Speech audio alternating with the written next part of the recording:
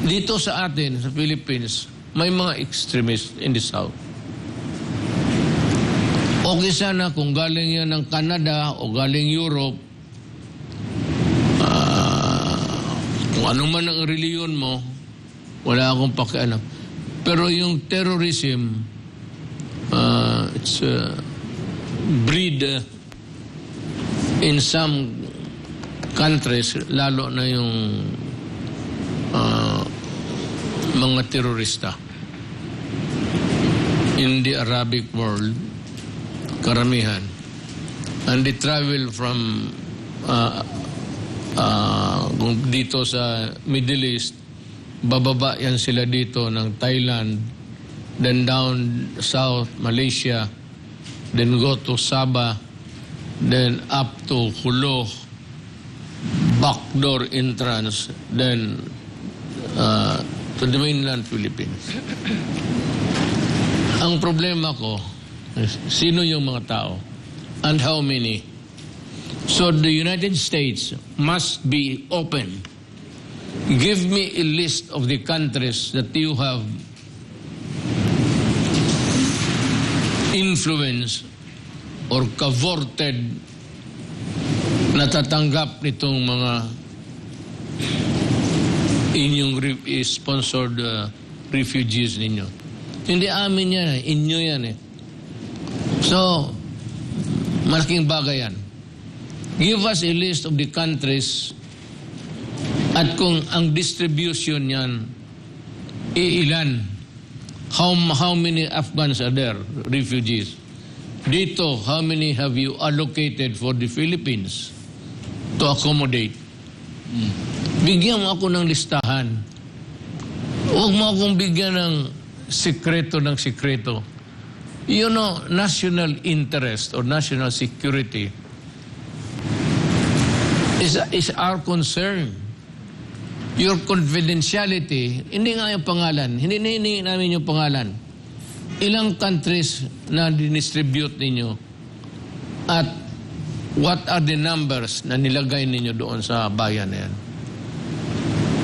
You must be, you Americans are more better than us in the area of right of information. Kaya minsan magulo yan eh. If you practice it in America, then my God, practice it everywhere. Especially if it is not your country that you are putting at risk by accepting refugees, and they turn out to be a sooner or later terrorist also, which could sow or precipitate danger or trouble in the host countries. Gusto ko ang Amerika at ang Pilipinas lalo must demand a list of how many countries have you requested so that they can accommodate the refugees that you bring in. And ilang taon sila dito titira? How many are those programmed to be relocated permanently here or abroad? Kayo yung you what do you do?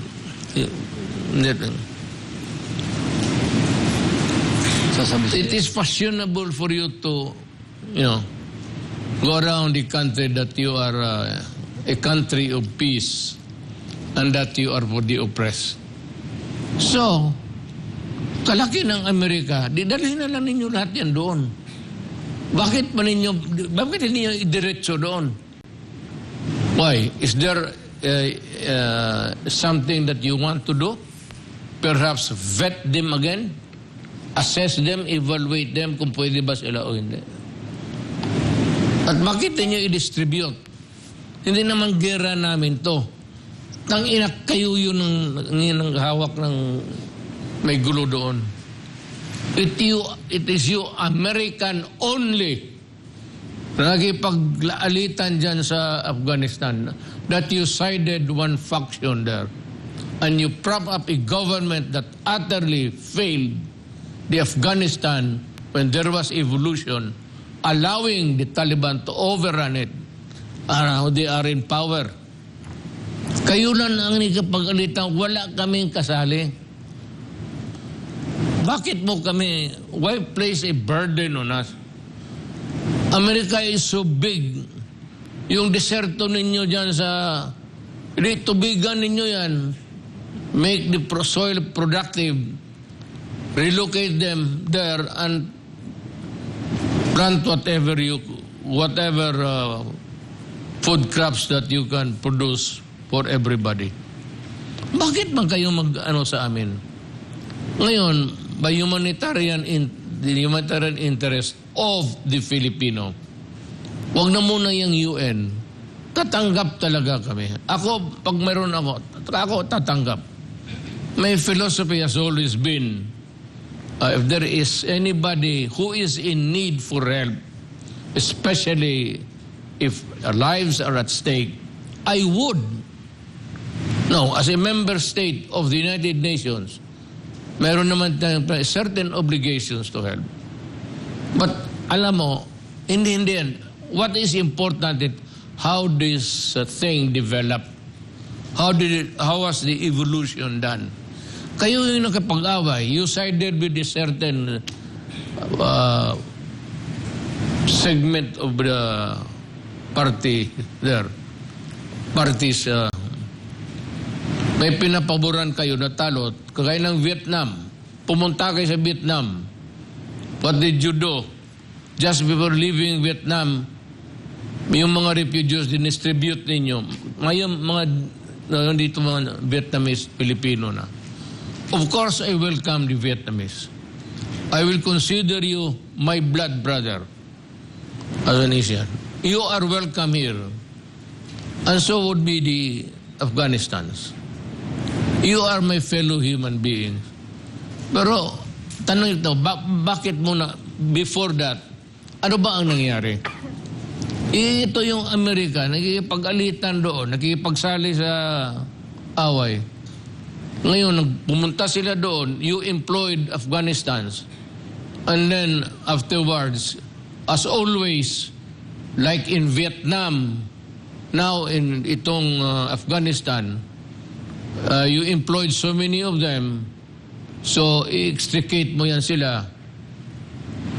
Tapos ilagay mo sa mga bayan na kaibigan mo. Ako hindi na kailangan. Even if I do not consider you really a close friend, America. As far as I am concerned, I will accept anybody.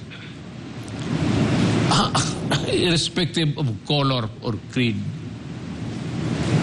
Ako, in the name of mankind. Pero kasi kayo ang you go there wherever you want to go and side with one party, and in the end they lose and you lose your pants too in the process. And now you want other countries to share the burden that you have imposed on yourself. Wala, hindi kami kasali.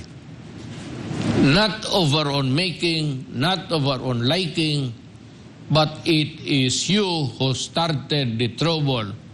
Kaya nga, in the first place, kung gusto mo, dalhin mo yan sa Amerika lahat because the number in thousands. And that is the reason why I said, come up with a list of the countries, the host countries that you have selected or that you have talked to accept the refugees. How many each for each country? How many Afghans? Tignan ko kung ilan ang bibigay ninyo. We cannot accept thousands. I am sorry, I will object to that. Accepting them, yes, I said, because it is a part of your being, human being. Pero kung ikaw, maghanap ka lang na ring away sa ibang lugar. Tapos pag nagkaletse-letse, dalhin mo yung nagsuporta sa iyo and you begin to distribute.